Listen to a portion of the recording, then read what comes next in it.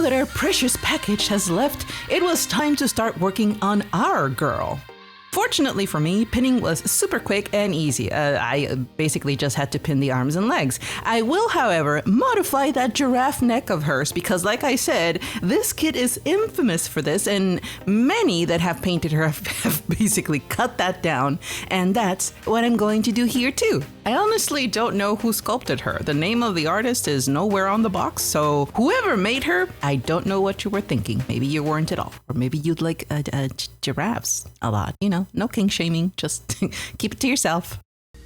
The only thing I need to do after I chop off that part of the neck was just to recreate a new one with some forbidden mustard. Also, I like the fact that the original pinhole marks were visible in the arms. It saved me a little bit of time when drilling. For the feet, well, she's on very high heels and not much of a surface to pin to make her stand, so what I'll do is drill through the heel and up into the foot so she can safely stand when pinned to the base. We're actually not going to use the casted resin hair of the kit. My train of thought for this project is that if I'm going to go out of my way to make her a completely new dress worthy of a realistic skin tone paint job, then I might as well do the unthinkable and give her real hair. And no, this is still not a doll. It will never be a doll. Don't you dare say it. I will smack you. Just like pinning, putty work with this will be easy because we don't need to do much here. I'm just making sure to make a new neck and eliminate any gaps in connections. And just as we did with our mannequin, we're installing magnets in the same place to match. These will be hidden inside the body, making sure to patch up with mustard and sanding it smooth.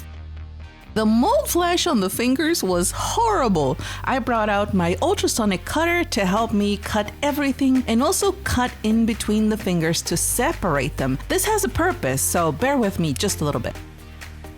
For now, let's add some mustard to the rest of the joints.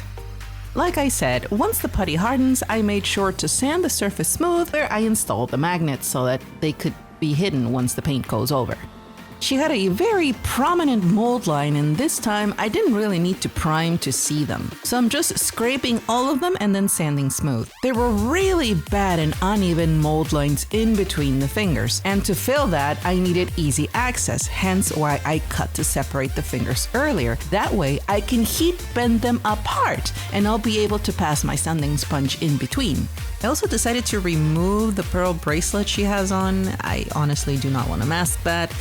So that is coming off, and I'm adding practically new ones to her.